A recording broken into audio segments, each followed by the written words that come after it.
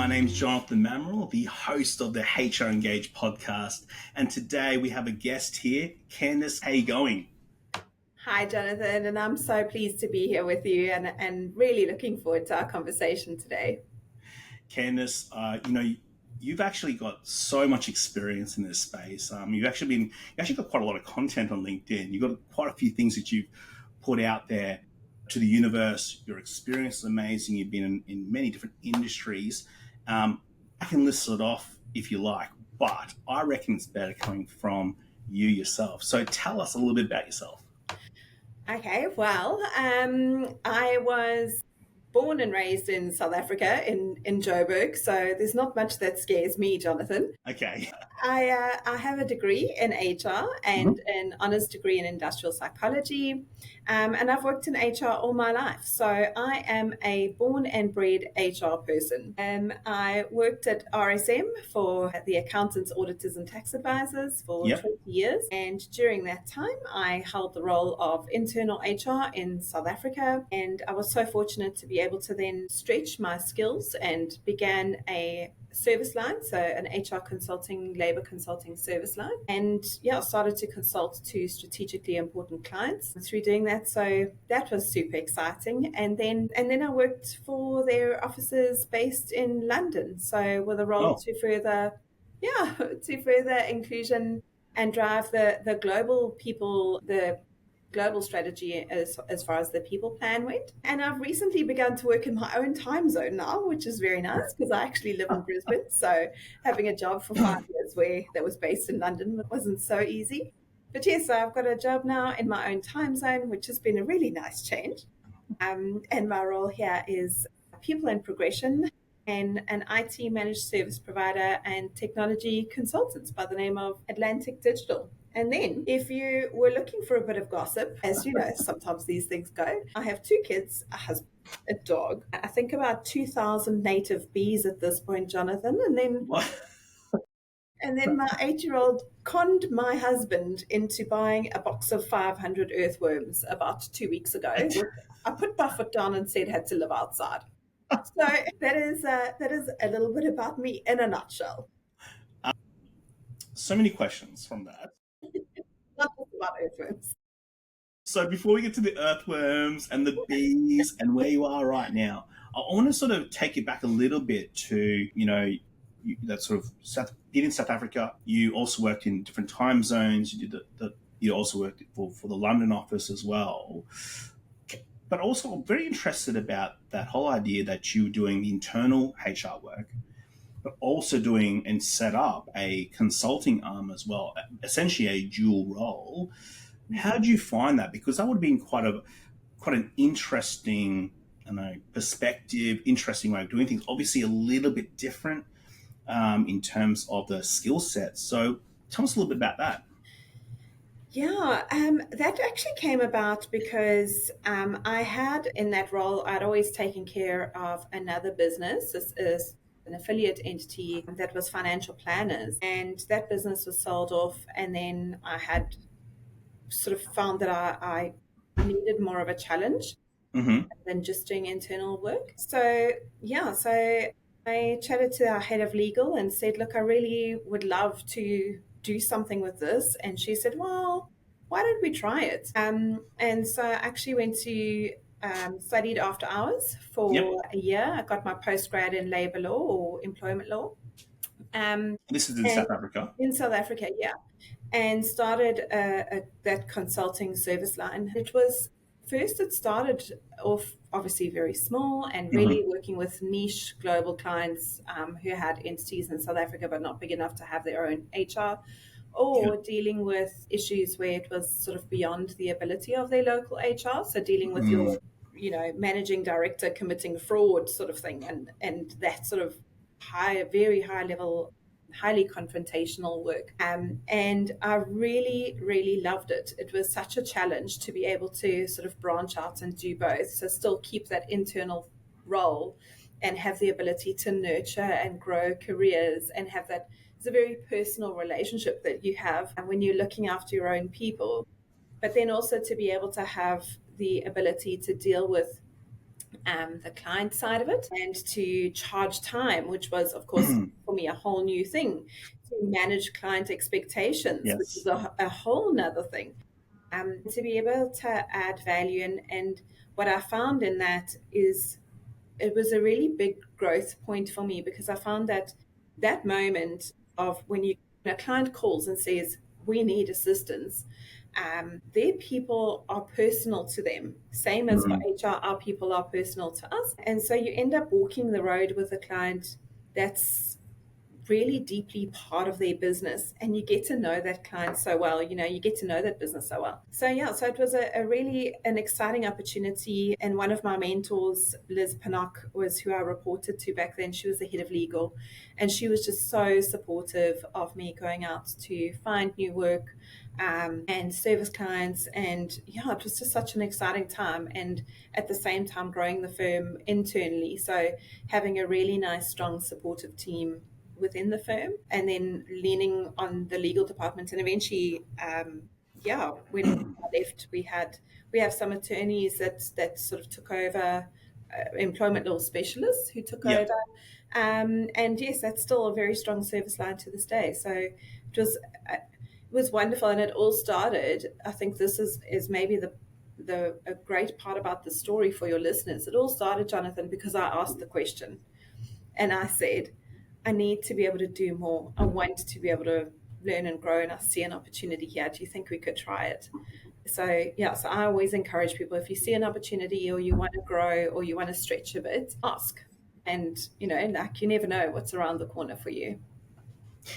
That stretching yourself point that you just made there, that's essentially led to this great journey. We haven't touched the surface yet because that's only part of your journey, but a very interesting part, I think, that dual role. And there's been a few that we've spoken to in previous podcast episodes where they had that role, but maybe it was more thrust upon them. But I think you said, well, actually, I want to stretch myself. Obviously, you came together with the in-house legal, and you sort of came up with an idea, and then you sort of followed through, and it's fantastic. But just on that stretching yourself part there, potentially some listeners might say, well, I'm not sure about that. How far is too far? Or what's the right question to ask, or who do I ask?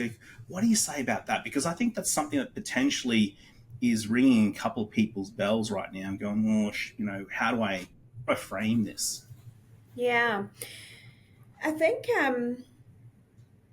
in terms of having the conversation and asking the question, the right place to ask the question is if you can get into the decision maker, because you can ask the question to 10,000 different people, but if they aren't the person that's going to be able to make it come alive for you, you're really just socializing the idea. So being able to get in front of somebody to be able to ask the question, and what I've found along the way is that people really want to help each other.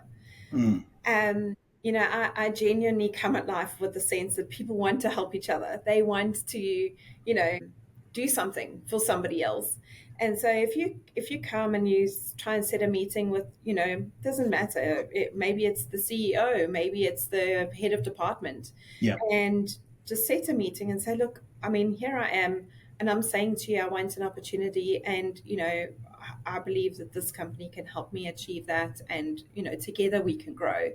I think making sure that when you put that question forward, to understand the perspective of that person, it's like any communication. Make sure you understand, well, what's the perspective of that person going to be?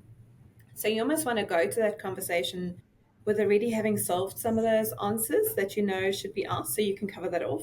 So saying things like in this instance, like I went to that conversation saying, I really feel like I could do this, and I think it would be so exciting for the firm, and I think it would be so exciting for our clients to be able to have the one-stop shop, and this is how I would source new business, and if it grows, this is how I'm going to solve the problem, and this is what I'm going to do to sort of resource internally, so that we've still got capacity to do the things that need to get done internally. So arrive at that conversation maybe with some answers to the questions that that you're going to be asked. And if you do that, it's really hard to say no to somebody because they're coming to you to say, well, I've seen something that's an opportunity for this business that we could do more of.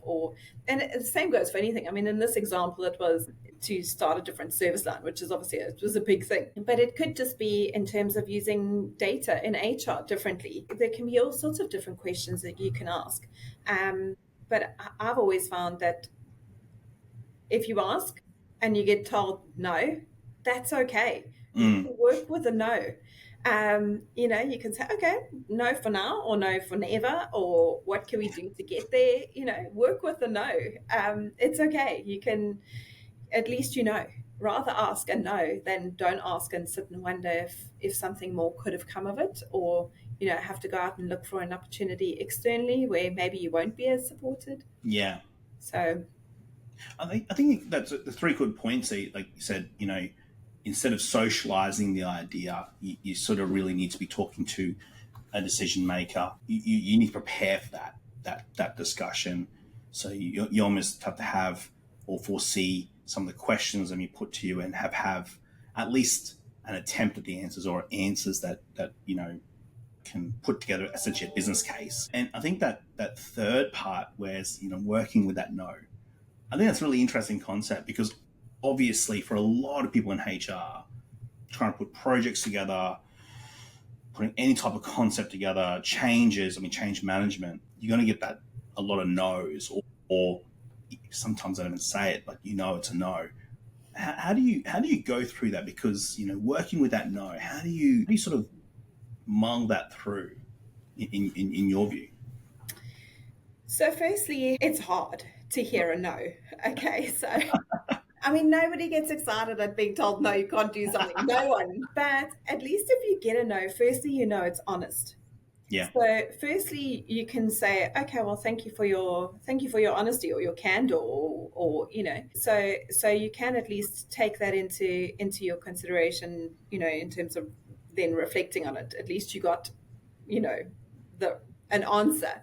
Yeah. They didn't say yes and didn't mean it, because that's much harder to work with than a no. That's a good point. Yeah. So if you get a no, there's a wonderful book actually by an author whose name is Chris Voss, and I'm probably South Africanizing that surname terribly, but anyways, Voss. And he wrote the book Never Split the Difference, and he was an FBI hostage negotiator. And his whole theory, actually, oddly, Jonathan, is about how to work with somebody when they say no to you. Mm-hmm. And asking them then a series of questions like, well, if you want this to happen, how do you expect to do that? How do you expect me to do that? Kind of using that no, because maybe you can together not bully your way into getting the right answer, but work to getting the best answer using, like what both parties need to get there. And yeah, so I think that there's space to play with that. If you just ask the question, well, how do you want me to do that? And those how questions are really useful. So, like, we want to do this. Well, how do you want me to do that? And, if you've got the answer to that by saying, well, if I'm going to use HR data differently, I need the system, or I need to do that, or whatever. Again, being prepared for those how questions to come to this to say, well, you might not know how, but here's a thought. And it might not be that you get exactly what you want, because teamwork means that in the end you might not. But hopefully if there's a team decision being made, you'll get to a better answer. I'm not sure if that quite answered your question, but there was a book mentioned in there and a couple of other things. Well, I think it does. And moving on to another part that you talked about as well, which I think is really interesting, because I think, when we think about the listeners who are listening to this podcast and just getting the feedback, there's so many scenarios that are almost universal. One of the ones that you talked about, which is the time difference. A lot of HR managers, HR teams are working with companies that have overseas branches or overseas ownership, and there's this whole idea you've got to match the time difference, which you essentially had to in your previous role here in Australia with London, and I think as well, if I recall, South Africa as well at the same time. So that was a really challenging part. How did you, best word, balance that? How did you work that through? Yes, that was a great challenge. So it was a global role. Mm-hmm. The majority of our team was based in London. Mm. So that was where the majority of my work hours went. But being a global role meant that, and my CEO and COO were both based in the US. So that meant kind of waking up and having early morning meetings, Yeah. and then sort of meeting Latin America also in the mornings, and then having normally a patch of the day sort of empty to get stuff done, and then, starting to work with all of the countries as they sort of woke up, and eventually working with UK. I think it does take a lot of flexibility in terms Mm. of being able to work things around what you need. Um, if you want to be able to get things done, you do need to put the hours in to be able to get that to happen. You need to have meetings at unsociable times. You need to be able to be there to be able to push things forward. I don't necessarily think it's the healthiest way to work, and Okay. I'm sure that your psychosocial safety hat is on right now. But yeah, it's about how you make things work. But then Mm. at the same time, if you don't have set work hours because you have to, get things done, it Yep. means you've got to self-manage. And that means sometimes saying, no, I cannot meet you at 1 a.m. because it's actually going to make me unproductive the next day. So, Yeah. Yeah. and sometimes saying no to those kinds of things, I did find could be very hard, and really you start to weigh up like, oh, maybe, and times they were, times where, Yep. you're online until 4 a.m. because that's just needs to happen, That's how it is. Yeah. Yeah. Yeah. just how it is. But again, I think it's all about weighing those things up with the opportunity that you are given. Like doing that global role, I had the most amazing opportunities, Jonathan. I traveled to all sorts of countries. I spoke at conferences all over the world. Yeah. I met the most amazing people. And so, for what I gave up in terms of, late nights and early mornings, to be able to further that global strategic people agenda and to work on inclusion and to meet people from all over the world with different cultures and different backgrounds. It was amazing. I've really just feel like I've been so incredibly fortunate. So yeah, so it's hard, Yep. but for me, it was very worth it. I want to pick up a few of those points, but before I get there, I think it'd be good to set a bit of a scene. So, what was your what was your journey into human resources? Like, how did you get to here? There's, I mean, yes, we've understand that South Africa, but what was your journey? Like, what did you get in? How did you get into human resources? So that's normally a story I don't begin at the beginning, but I will for you this one time. So I left school not knowing what to do. I think a lot of people leave school not knowing what to do, and I still say I'm not sure what I want to be when I'm grown up, Jonathan, believe it or Okay. not. But I left school not really knowing what to do, and I started a degree in marketing communications. Okay.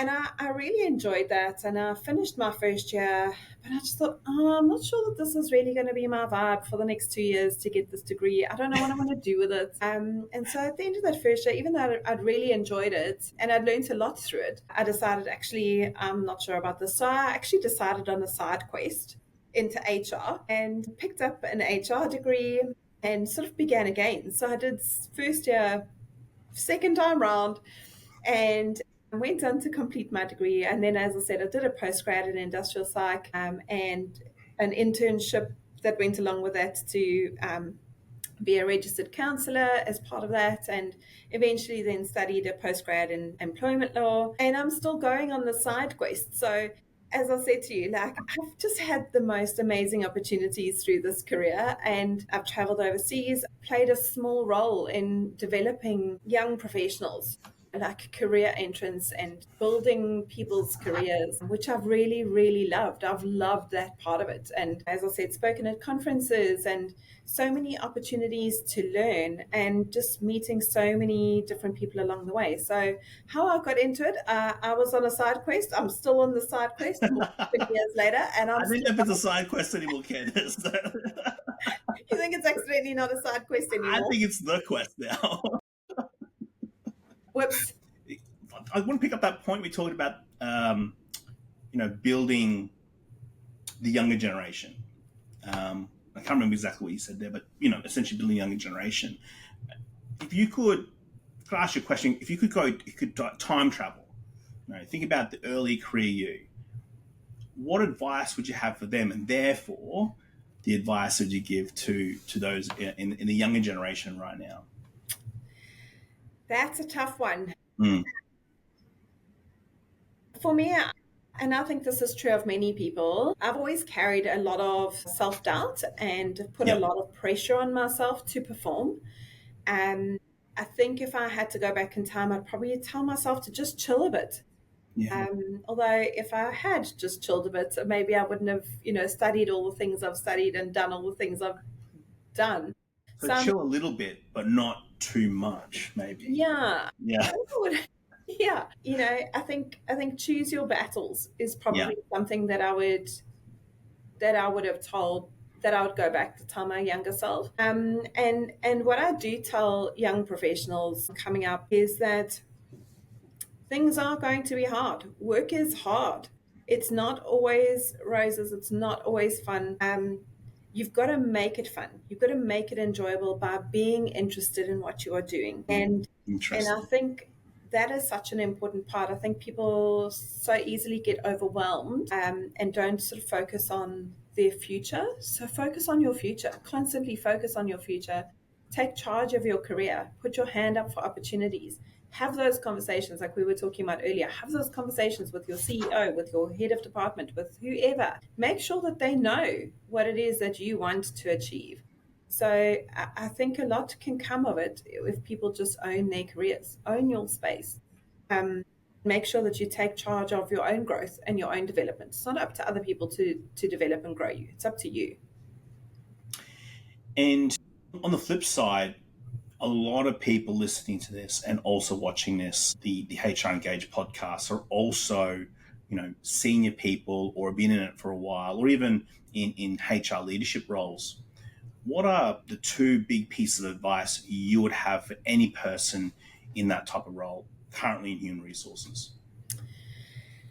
Um, I think, and it kind of goes back again, touching on that psychosocial safety that we spoke about, in answering that sort of, and I suppose we touched on it in terms of having that hybrid role as well, like Mm. really how you are stretched in terms of your time and working with the different time zones as well. I think the first thing I would cover on that is take time for yourself.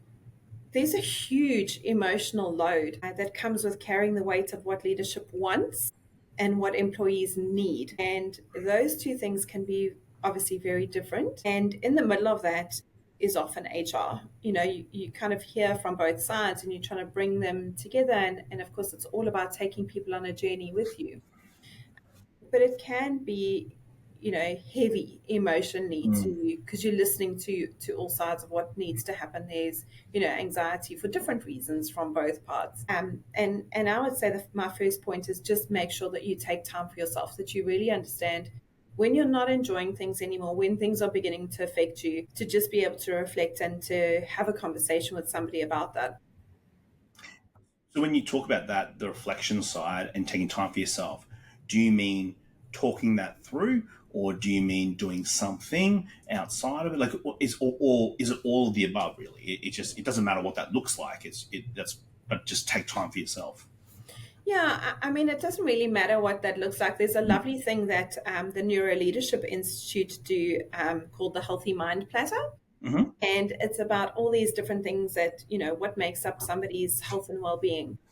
And I found that extremely useful. At one point, it's about, bringing in your sleep and your social aspect of, your well-being, and making sure that you focus on your own well-being holistically. I think as HR people, we often focus on the well-being of our people, Mm. and we so often put that ahead of our own needs. And sometimes it's about saying, actually, my work day is finished now. I need to get out and walk the dog just so that I can actually be outside in nature and think about my problems without, having to sit in front of a screen. And I think being able to do that, like when you log off, sometimes to properly log off, and take that time for yourself. Take time to walk the dog, take time to reflect on things. And if need be, certainly speak to somebody, get somebody that you can bounce things off. Yeah. so that you can, like maintain your health and well-being. You asked for two pieces of advice, Yes. Jonathan. Yes. The second piece is constantly learn. Just keep learning from every conversation. Speaking to you today, I've learned so much, and from every single conversation, there's an opportunity to learn from other people. Take courses, read books, whatever. Just keep learning. I think it's such an important part of the working world at the moment, and I think being in HR, you've got to role model that, but you've also got to be quite creative in terms of the solutions that you come up with sometimes, Yes. because you've got to constantly think about how things could work. And that requires having a very broad range of knowledge of different things and a good understanding of people. So, yeah, learn, grow, take every opportunity to learn. Learning and development has been a big part of what you've done, especially in the last couple of years, if I'm right to say that. Um, why have you put so much emphasis and focus on that space? And also, and you talked about that always learning part of it. Is there particular parts for someone in human resources where they really should be looking at it from an L&D perspective, really get into it? Do you have any thoughts on that? Absolutely. Yeah. So I think the first thing is, well, certainly when I did my tertiary education, we didn't do any accounting and business subjects. Yep. Yep. Yep. And it really doesn't help. It doesn't help to not have that knowledge. So my first piece of advice for anybody would be to go and get upskilled in terms of financial literacy, because understanding finance is really the key part to understanding business. Once you understand finance, you can understand, and I'm not saying I'm a financial genius by any Yeah. means, don't think that, but you do need to have understanding as to how finance works, because that's what's driving, that's what your shareholders of your business are looking for Yeah. ultimately. Yeah. So that would be the first thing. The second thing I think that's really important is to understand um, what directors are making in terms of their decisions and why, and understanding kind of a little bit about corporate governance, a little bit about risk management, a little bit about all of those different areas of business can make you a much better rounded professional, so that when you are putting together your report to your CEO for the board or whatever, Yep. that you are understanding and through their eyes what it is that they're looking, how it is that they're looking at their business.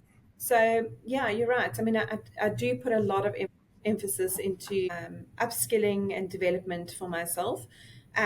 But similarly, I believe it's so important. It's one of the things that I've focused on in all my roles, to make sure that people have access to be able to upskill and develop. And I think that sort of maybe goes back to being South African and, probably being in high school when Nelson Mandela was made president. Now I've just given away my age. No, no, you haven't. No, you haven't. A But time frame, but not the age. he had such a focus on Yeah. education as an element to uplift and develop.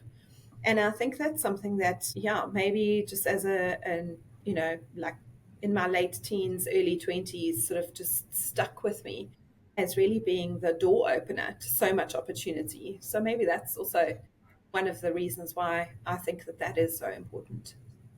Well, even like recently, you sort of practice what you preach. Even recently, you just completed the AICD course as well.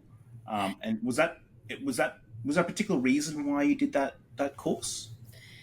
So I did that course. I'll tell you the story behind that course. I did that course because where there was a Women's Day event, and I was asked to interview somebody for this event. And the person I interviewed, her name is Teresa Dyson. She probably doesn't even remember me, Jonathan, but interviewed her about being a director, and again about owning your career, taking that step up at this Women's Day event. And in interviewing her, she mentioned, one of the things she did was to take this course and to be able to understand the director mindset. And she's obviously a very accomplished director at this point as well. And I took that and I sort of mulled over that for the next few months and really thought about it and thought about, well, that is something that my knowledge is lacking in.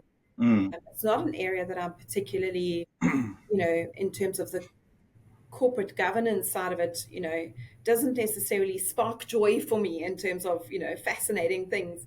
But it is really, if you make it interesting, if you make it relevant to yourself, it becomes interesting. Yeah. So yeah, chose to do that to be able to really understand again the perspectives of shareholders and directors, in understanding what they are looking for, and hopefully one day, to grow into a directorship position as well. That's amazing. And for those who are listening and watching, AICD stands for, Australian Institute of Company Directors. Yes. yes. So we'll probably give them a plug, to be honest. But in any event, so that's, you've continued your learning development journey. You've continued on that side, and that's one of your big pieces of advice. I want to maybe switch a little bit, because I want to go into why are you passionate about this area? Like, because the passion is coming through very, very clearly, and there's many different ways it's gone. Many different ways you've taken this consulting, you've taken this different global role. You've got the L&D side of things, taken in many different ways. But why are you passionate about it? Because as you said, it is a challenging and hard area. There's an emotional toll. Why are you passionate about it, and why do you enjoy HR?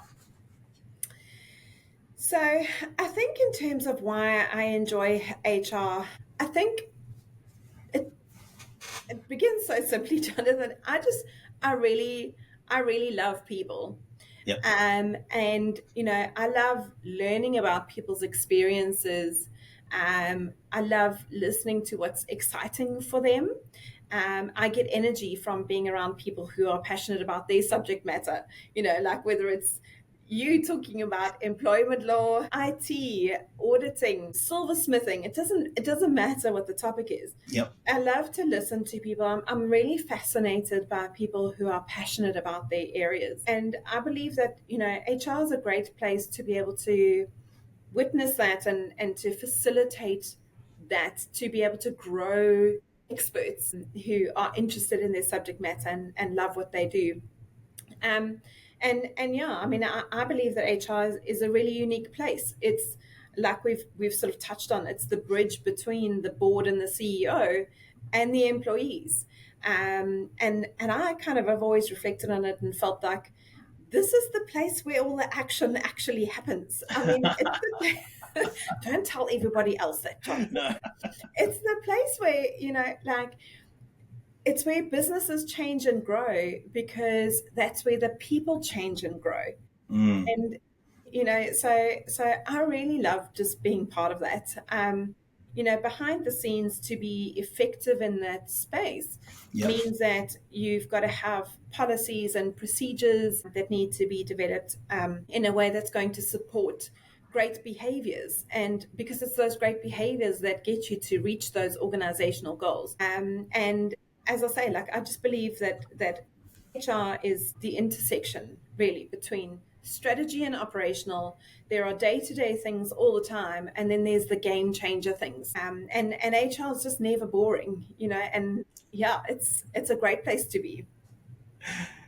So it's great to hear about, I suppose, your passion and why you enjoy HR. But I want to flip it a little bit and ask you about the biggest challenges you're facing now in human resources, because there are heaps. But what are the biggest challenges you're facing, and how are you tackling it? So, I mean, I think, is this the point in time where we have to talk about HR, Jonathan? HR, sorry, AR, Jonathan. Yes, I knew you were going to say that. I knew you were going to say that, right? Everyone's talking about AR all the time. Everyone's talking about AR. It is quite the talk of the town, so it's very hard to ignore. Well, there's a few other things to talk of the town, but yes, that is one major one. Yes. Yes, not the only talk of the town. Not the only talk of town. That's right. But, I think what people are often talking about is how HR people can use AI. Yeah. And I think that that's becoming, something where people are embedding that as part of their roles. Like, we're all using co-pilots, we're all using all sorts of different things.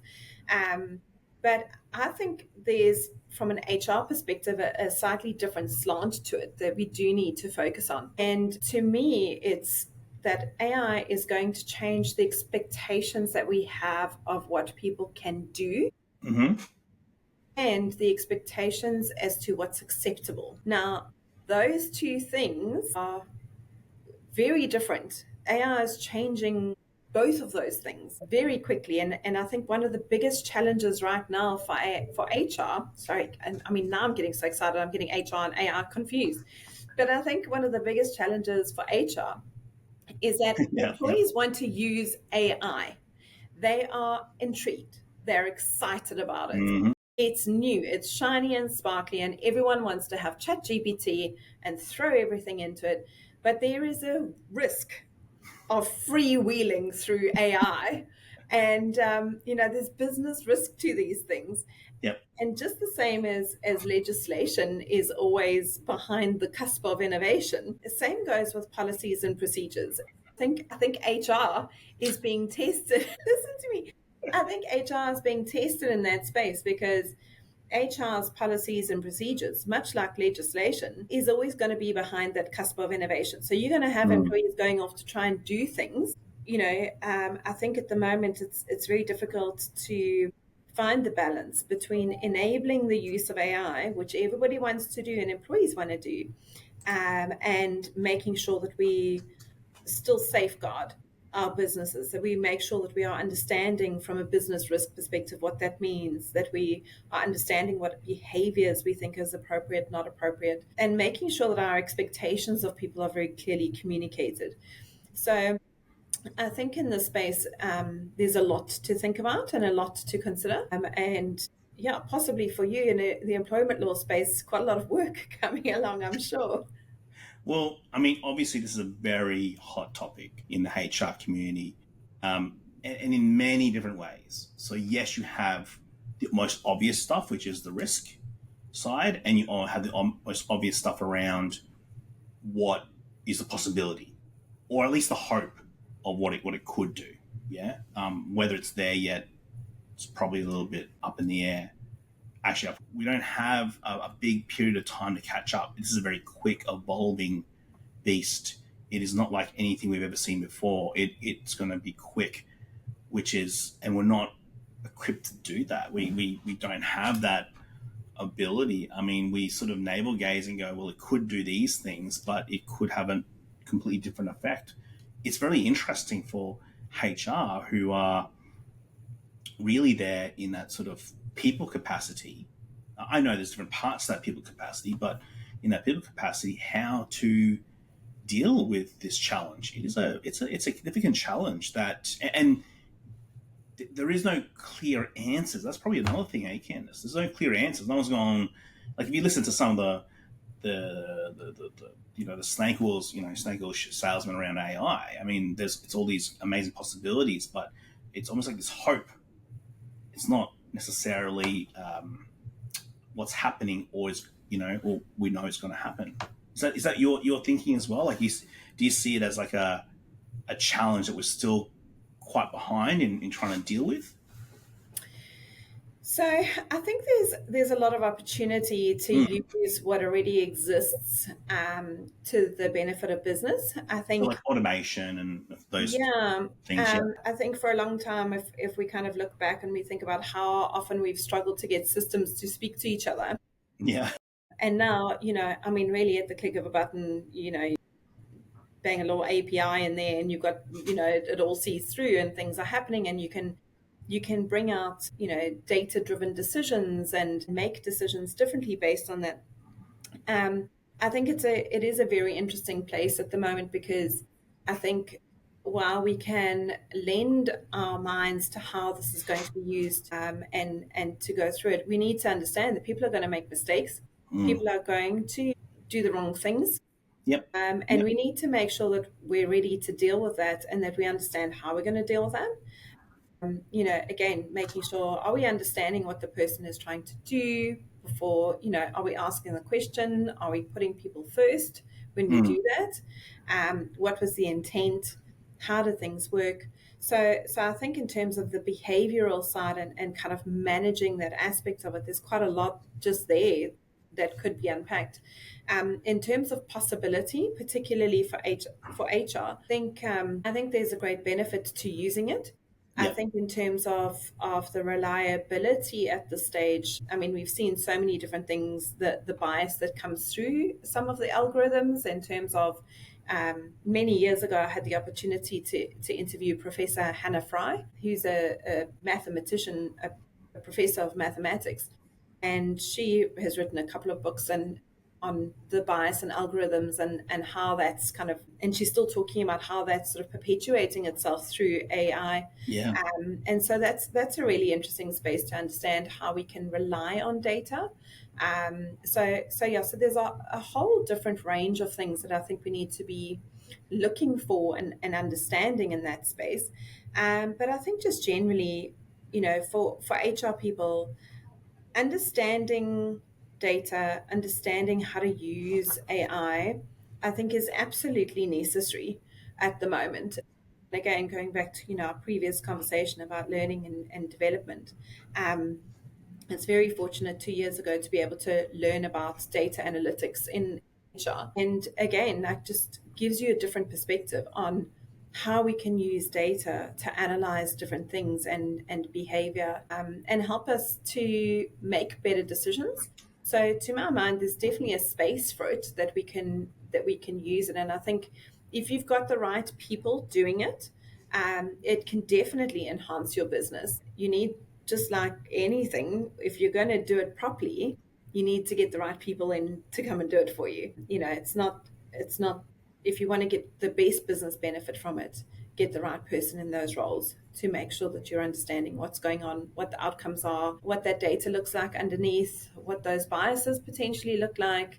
Make sure you've got the right people in those roles so that you can place reliance on the work that they're doing. So your thoughts are that the people who are going to, the best I can say, manage that or to look into or to investigate that person or people are going to be important, and the choice of those people is integral in terms of dealing with this challenge. Is that what you're saying? Absolutely. And I think that that's a team approach, Jonathan, that's Mm. needed there, because while you can have your tech experts and your AI Yeah. experts, who are obviously really important, there's a really important role for that.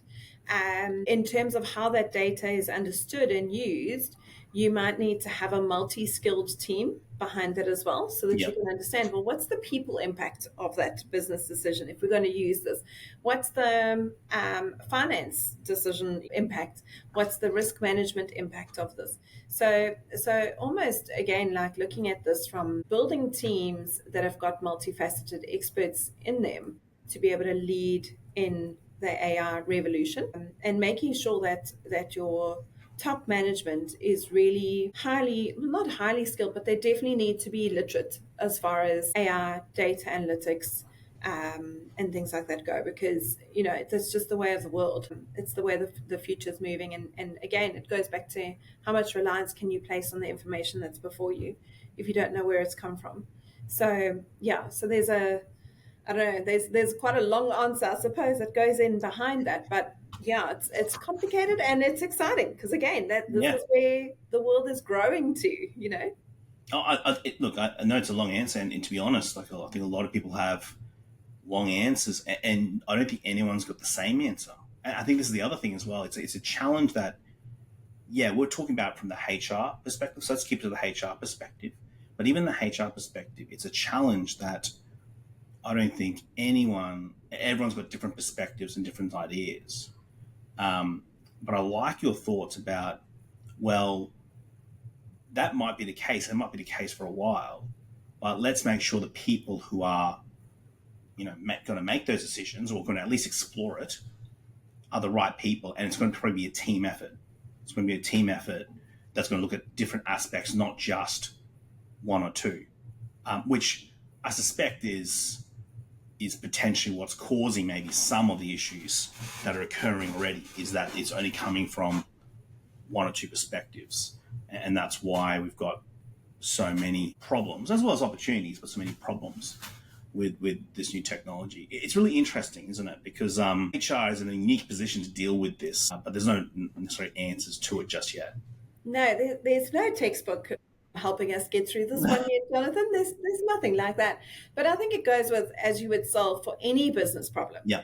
Any business problem is better solved if you have diversity of thought dealing with it. And the way to have diversity of thought dealing with it is to have people from different backgrounds, different experience, looking at the same problem to come up with the best fit solution. And I think if you do that, you can use AI, you can use technology for your business benefits. And I think that again goes back to making sure that you've got upliftment and development in technology that's available to everybody in your business, because I think people want to learn about the stuff, they want to do more, they want to be better. Yeah. And like making sure people aren't afraid to use it, I think is a key part of what HR needs to do right now, to say it's okay, we can test this, we can learn about it, it's okay, you don't have to be brilliant at it, you just have to half know what's possible so that you can ask the question.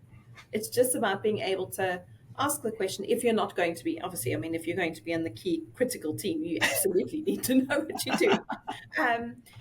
But yeah, being able to ask the right questions is a really important part, especially from an HR perspective. I don't need to know how the systems necessarily work. I need to be able to ask the right questions to make sure that I can rely on the data that they spit out. What is the one thing about human resources that people might disagree with you about, Candice? Aside from all of the above that we've just discussed. So much stuff. I always like to bring a bit of humor to the table. I think many HR people want to be, perfect professionals. And that's probably because how hard we've had to work to change the perspective of being, that HR is an administrative role, that it's, glorified leave approvers sort of thing. Yep. But I don't believe that I need to be a cardboard cutout professional to be able to get things done. And from my perspective, life is hard and business is serious, but so much of our lives are spent at work that I really believe we should have the occasional laugh and we should be able to enjoy it. I was thinking about it just the other day. I was once in a REMCO meeting, a remuneration committee meeting, and these two entities had recently merged. So you can just imagine, the tension was high and, everyone wants to pay their people more. And so this REMCO meeting of, I think there was four of us in the room. It was quite tense. You could sort of cut it at this point with a knife. And we just couldn't get everyone to agree. And eventually I cracked a little joke. I said something like, imagine in a couple of years' time how we're going to all be best friends and we're going to look back at this meeting and laugh about how awkward this moment is in time right now. And kind of being able to bring a little bit of lighthearted, commentary about this moment focused on the future, and sort of was able to reset the tone of that meeting and take people out of the right now to seeing things like, oh yeah, hang on, we're going to be working together for a long time.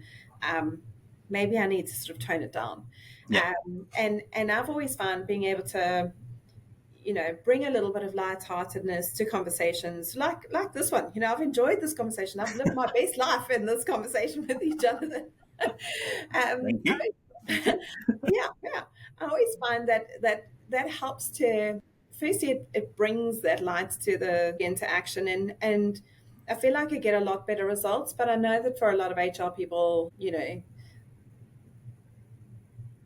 they don't necessarily agree with my thoughts on that in terms of, having a bit of a laugh when, and as I say, I think it is because we've many times had to work so hard for a seat at the table to really be viewed as business partners or business, just gone blank on the word, but, like to be seen as being strategically necessary to furthering business objectives. And so maybe that's why, but yeah, that's probably one thing I would have a few people disagreeing with me on. And I think, there are people listening to this going, yeah, I disagree with you. But also I think there's also a few people that say, yeah, you know what, I could potentially just, lighten up a little bit. And I think you're not saying, not necessarily in when you need to be serious in serious moments, but being so serious all the time, being wound up and being that perfect professional, or what people perceive to be a professional, I think that can be quite, one, it's difficult to continue doing that, but also two, I think people then see you as, a third party almost, like, almost like not an outsider, but that third party. You're not really, you're sort of just, you're not part of the team. You're part of like using a sport analogy, you're sort of like part of the staff, or you're not really part of the team here. Yeah, we just sort of might have to send a few things to you, get it okay to then come back. I think that's a really good point. Yeah, I think, people do business with people. The same as, if you want to sell to somebody or you want to, whatever, people do business with people. And it's very difficult to do business with a perfect cardboard cutout professional, because you don't feel like you're doing business with a person. So, I mean, I'm not saying, everything's a big party, but certainly, to be able to have a bit of fun, to be able to lighten the mood, to lift the spirits. People want hope. They want leaders who give them hope.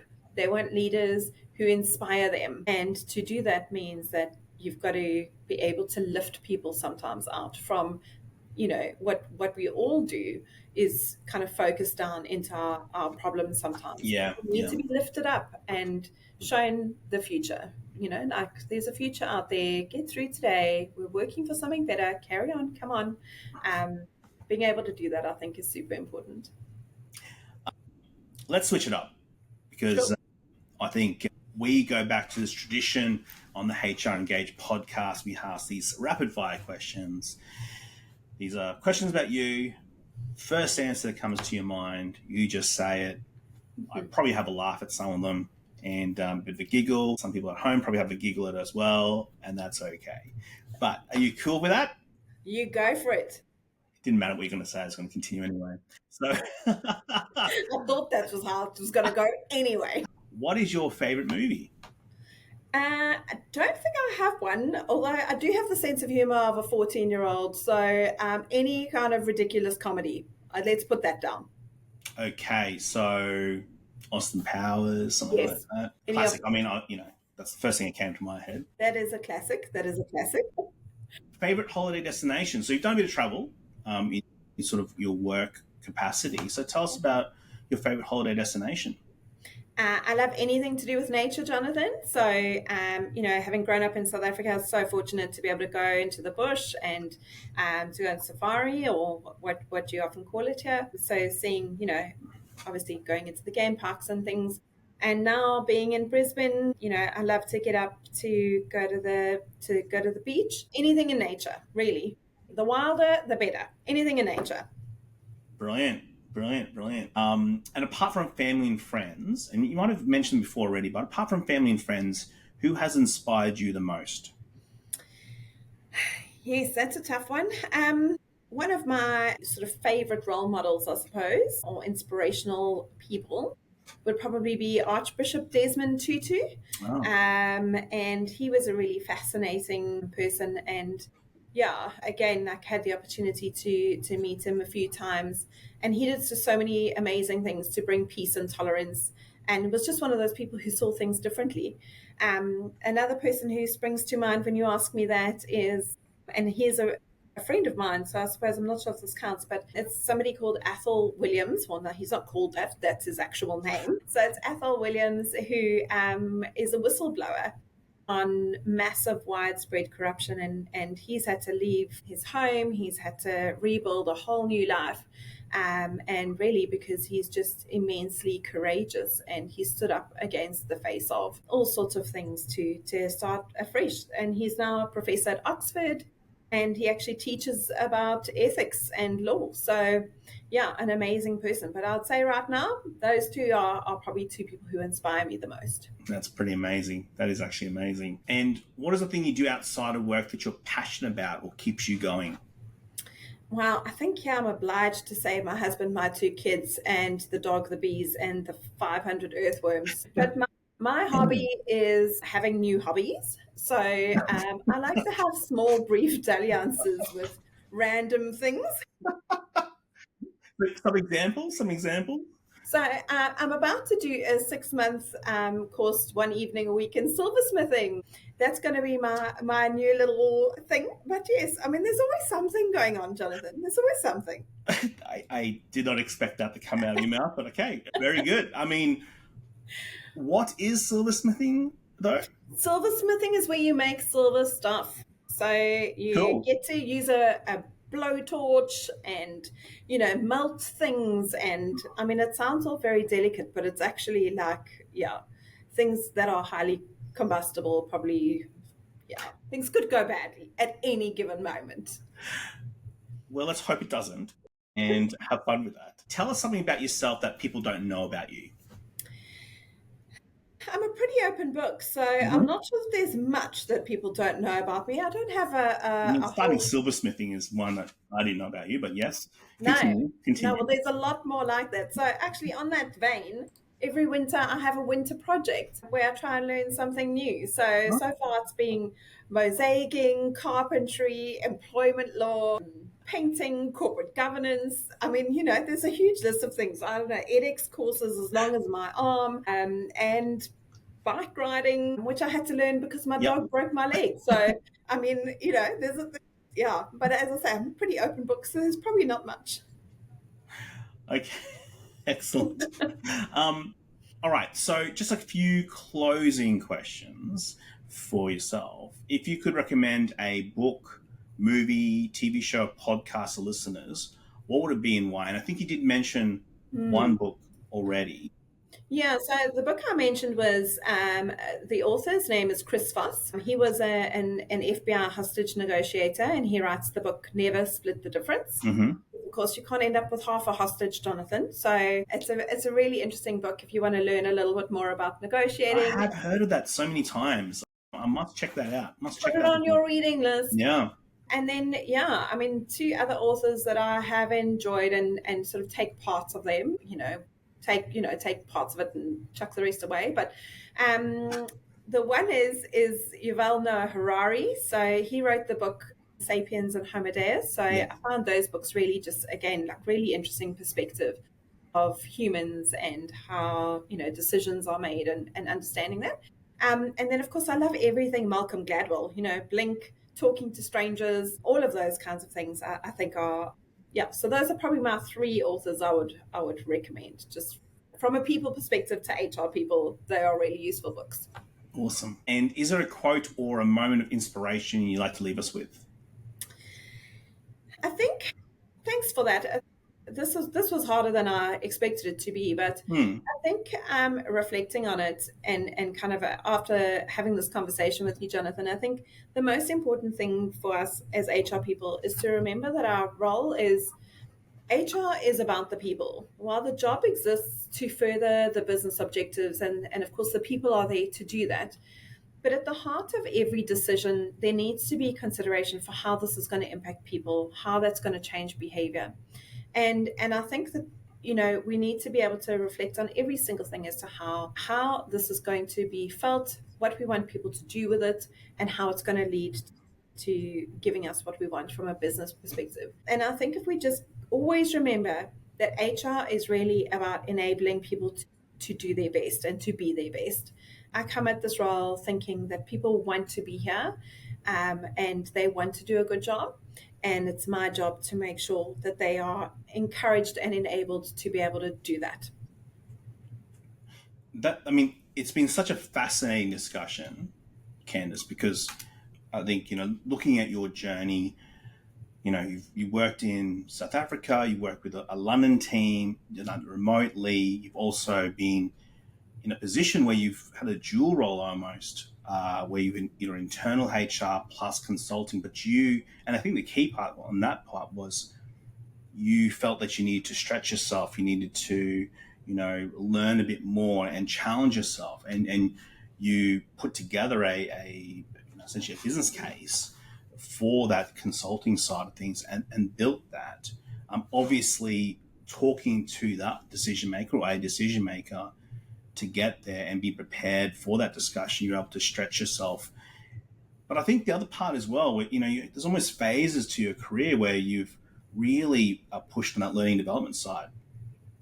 You've been in so many conferences, spoke at many events, and it's an area that and I think the one area that in particular is you've done, learning development as a general topic, but you've talked about psychosocial, you talked about, diversity. Diversity was a big one. So you've also expanded in terms of the areas that you've worked in. And from that, there's that learning side of things. And it's very clear there's a thirst for more learning. You've completed the AICD course, but you're looking to do something else to the extent that it's sort of like your new hobby. So silversmithing is a new thing that you're on the block with, which is fantastic. It's very good. And I thought also your views on the challenge, and it was not surprising you mentioned technology and AI, but you looked at it again from a different perspective, not the normal perspective, but from a different perspective.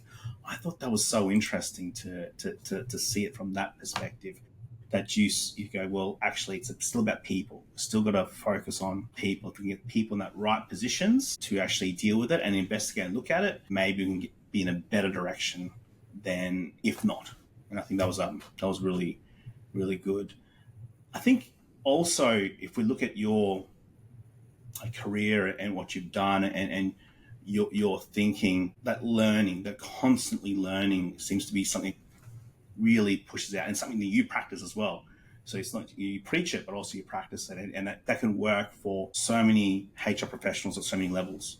I thought that was so interesting that was something that you grabbed onto, and it's constantly. And this side quest, as we'll call it for HR for you, I would say it's probably turned into the quest for you.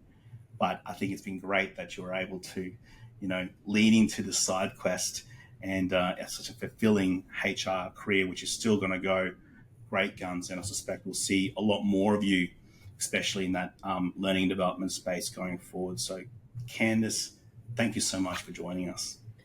Oh, Jonathan, it's been an absolute pleasure, and what a wonderful opportunity to talk to you. So, yes, thank you for having me.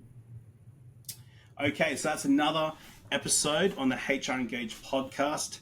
As always, if you're listening at home, you're listening on a train, wherever you're listening to, or even you're watching this on YouTube, of course, I am Jonathan Mamaril, the podcast creator, but probably more the podcast host of the HR Engage podcast. Speak soon.